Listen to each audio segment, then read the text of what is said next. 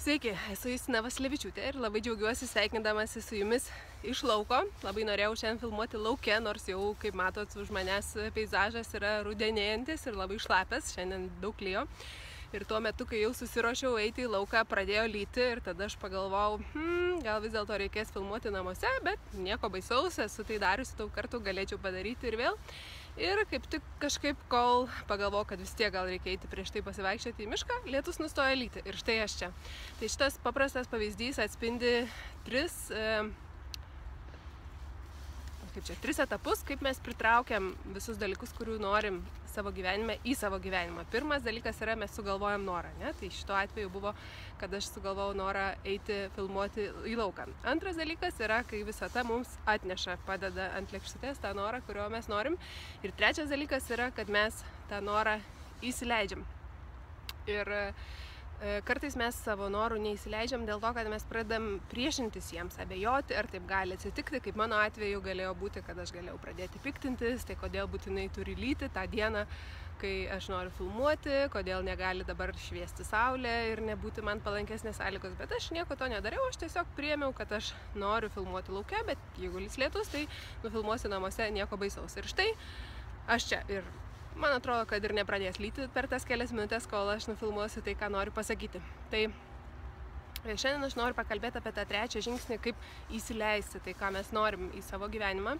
Ir tie iš jūsų, kurie ilgesnį laiką sekat mano įrašus ir mano veiklą ir daug esat girdėję apie traukos dėsnį, apie sąmoningo kūrimo dėsnį, kad mes visi esam sąmoningi kūrėjai ir sąmoningai kuriam kiekvieną savo gyvenimo dieną ir kiekvieną patirtį, tai žinot, kad aš daug kalbu apie tai, kad svarbu įsileisti tai, ko mes norim į savo gyvenimą. Ir tai yra dažnai lengviau pasakyti, negu padaryti. Bet šiandien aš noriu dar kartą su jumis pakalbėti apie vieną iš įrankių, kas labai sėkmingai gali padėti mūsų tiems norams virsti tikrovę. Ir tai yra tapingo arba tapšnojimo arba EFT, emocinės laisvės technika. Ir kuo susijęs tapingas su traukos dėsnio yra tuo, kad jeigu mes kažko norim savo gyvenime ir ilgą laiką tai neateina, tai paprastai būna dėl to, kad yra kažkoks vidinis pasipriešinimas. Mes netikim, kad taip gali atsitikti, arba mes bijom to, arba dalis mūsų nori, dalis mūsų nenori ir tada tai negali virsti tikrovę. Ir kartais neaišku, kaip ta nenorą arba baimę arba neigiamą emociją, kaip ją paleisti, ne? Arba kaip paleisti visus neigiamus prisiminimus, kas buvo iki tol, kas vyko, kai tas mūsų noras nevirto tikrovę. Ir tapingas yra labai efektyvi paleidimo technika. Aš pati tapinu beveik kiekvieną dieną jau kokius 2 metus, jau daugiau negu 2 metai. Ir kadangi šiuo metu turiu mažą šuniuką, kuri čia už kadro laksto, kartais gali pamatyti ją įlendančią į vaizdą už manęs, tai dabar daug vaikštau ir vaikščiodama daug tapinu ir jaučiu, kad vyksta daug paleidimo tokiu būdu. Taigi,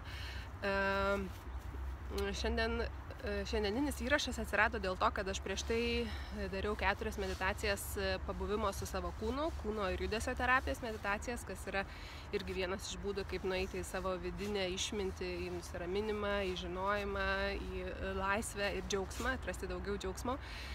Ir pagalvojau, kad tapingas būtų labai graži jungtis tarp to, kaip mes svajojam apie tai, ko norim, ir tarp to, kaip iš tikrųjų leisti, kad tai virstų tikrovę. Nes kartais mes, bent jau aš tai patyriau, kai pradėjau mokytis kūno terapiją, kad kartais man būdavo sunku tiesiog eiti į kūno patirtį. Arba atrodavo, kad aš neturiu laiko, arba kad aš negaliu, arba aš nežinau kaip. Ir tapingas buvo ta jungtis, kuri padėjo man paleisti tą paviršinį, tokį viršutinį sluoksnį nerimo, nežinojimo, baimės, noro pabėgti. Ir tada aš galėdavau iš jau tokios ramesnės būsenos nusileisti į kūną. Tai po tokios gan ilgos įžangos kviečiu tapinti kartu su manim. Jeigu nežinot, kas yra tapingas, šiandien pirmą kartą iš manęs išgirdot, tai aš po šio video įdėsiu nuorodą į kitą mano video, kur aš šiek tiek daugiau pasakoju apie tai, kas yra tapingas. Apie tai yra daug medžiagos. Mano tikslas nėra pristatyti, kas tai yra, kaip tai veikia ir panašiai.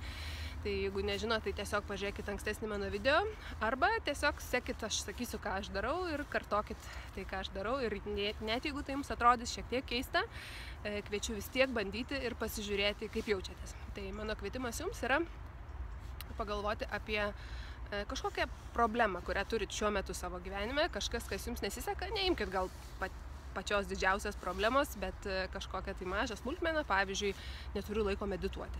Neturiu laiko medituoti ir mane tai erzina, nes žinau, kad jeigu medituočiau, tai jausčiausi geriau, nes po meditacijos jaučiuosi gerai, atsipalaidavusi, turiu daug energijos, jėgų, esu kūrybingesnė ir panašiai. Tada įvertinkit labai subjektyvioj skaliai. Gilė čia prie manęs išrausė duobę, tai tikiuosi neįkrisiu čia befilmuodama. Taigi, įvertinkit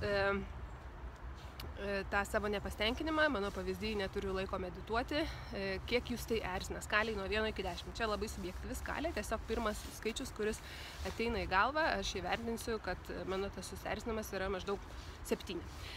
Šiaip rekomenduoja tapinti tada, jeigu bet koks jūsų susierzinimas siekia 5 ir daugiau, nes jeigu esam gan stipriai susierzinę, tai negalim judėti į priekį, bet koks žemesnis skaičius irgi rodo, kad šitoje vietoje yra nepasitenkinimas ir jisai nuo kažko mus sulaiko, kažkam trukdo. Taigi, įsivertinom skaliai nuo 1 iki 10 ir dabar pradedam tapinti. Ir pirmas tapingo taškas yra delno šonas. Tiesiog paimkit vieną ranką ir tapšnokit kitos rankos delno šoną ir kartokit paskui mane. Tai pradedam nuo to. Nors aš neturiu laiko medituoti, ir čia įvardinkit savo problemą, aš priimu tai, kaip aš jaučiuosi. Nors aš neturiu laiko medituoti ir jaučiuosi dėl to nepatenkinta savim. Kartokit. Aš priimu tai, kaip aš jaučiuosi. Nors aš neturiu laiko medituoti ir dėl to jaučiu susierzinimą ir pykstu ant savęs, aš priimu tai, kaip aš jaučiuosi. Ir dabar einam per tapingo taškus ir tiesiog įvardinam tai, kaip jaučiamės. Neturiu laiko medituoti. Gali daryti vieną ranką, gali daryti kitą, galite vienu metu, kaip noris, aš darysiu vieną, gal kad per daug neuždengčiau veido, kad matytumėt mane. Taigi, neturiu laiko medituoti, kartojat, pasakot savo problemą. Neturiu laiko. Tiek daug reikalų šitam gyvenime. Tiek daug visko reikia pasirūpinti. Tiek visko nuveikti. Čia yra taškas po raktikauliu, gali tiesiog taip ties raktikauliais tapšnoti visų delnų, sunku pamatyti per skarą ir striukę, bet maždaug čia vis tiek veiks, net jeigu nepataikysit tiksliai 100%. Taigi, esu nepatenkinta savim. Kitas taškas yra šiek tiek žemiau pažasties, jaučiu nepasitenkinimą savim. Jaučiu nerimą. Jaučiu susierzinimą dėl to, kad neturiu laiko medituoti. Tiek daug susierzinimo. Tiek daug nepasitenkinimo savim. Norėčiau tiesiog suimti save į rankas. Norėčiau tiesiog priversti save. Taigi pradedu kritikuoti save ir noriu panaudoti prievartą pati prieš save.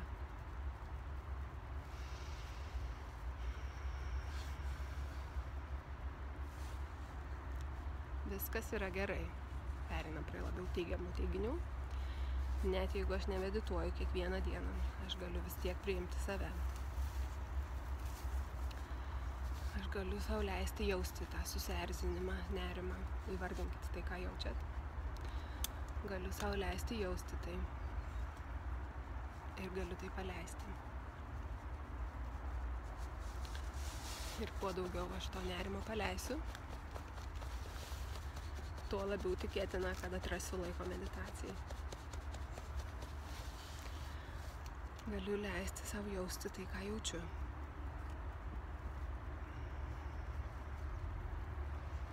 Aš priimu tai, kaip aš jaučiuosi. Leidžiu savo jausti susierzinimą. Leidžiu savo jausti nerimą. Ir leidžiu savo jį paleisti. Paleidžiu visą nerimą ir visą susierzinimą. Viskas vyksta tinkamu metu. Kai būsiu pasiruošusi, pradėsiu medituoti. Man nereikia savęs versti. Man tik reikia išlaukti, kol būsiu pasiruošusi. Viskas yra gerai. Aš priimu tai, kaip aš jaučiuosi. Leidžiu, kad viskas vyktų savo tempu. Viskas yra gerai. Su manim ir su meditacija. Dar giliai įkvėpkit. Ir prisiminkit tą skaičių, kurį vardinot mūsų mažos praktikos pradžioj, kaip jautėtės, kiek buvo intensyvus tas susierzinimas. Mano atveju aš prieš tai vardinau, kad jaučiau susierzinimą maždaug ties 6, dabar jisai nukrito ties 3-4 ir žinau, kad iš tokios būsenos yra didesnė tikimybė, kad aš atrasiu to laiko ir pradėsiu medituoti. Taip pat gal pastebėjot, kad aš kadangi tapinau neturėjau iš anksto pasirašus skripto, ką aš sakysiu ir kur viskas nueis, kad mano tas nepasitenkinimas savim nuėjo labai į savikritiką ir paskui į savęs priėmimą. Ir aš labai kviečiu, kad kai tapinat, tai tiesiog įvardintumėte tai, ką jaučiat ir tai, kas tuo metu iškyla, naudokit savo žodžius, tiesiog bandykit, o jeigu kol kas atrodo, kad tie žodžiai neateina arba kad tai per daug sudėtinga arba neaišku kaip, tai tiesiog pasižiūrėkit kitus mano video, aš esu įrašius apie tapingą įvairiom temom ir jaučiu, kad bus jų daugiau, nes labai pastaruoju metu vėl iš naujo atradau tapingą kaip labai efektyvią techniką. Tai pasidalinkit, kaip jums sekėsi, kokie jūsų įspūdžiai, kas atsitiko jūsų intensyvumui, ar jisai padidėjo, ar sumažėjo. Jeigu padidėjo, tai irgi viskas gerai, reiškia tiesiog yra daugiau darbo, ką reikia nuveikti toj srity. O kol kas sakau jums ačiū, kad žiūrėjot, iki kitų rudeniškų susitikimų. Čia buvo Justina, iki!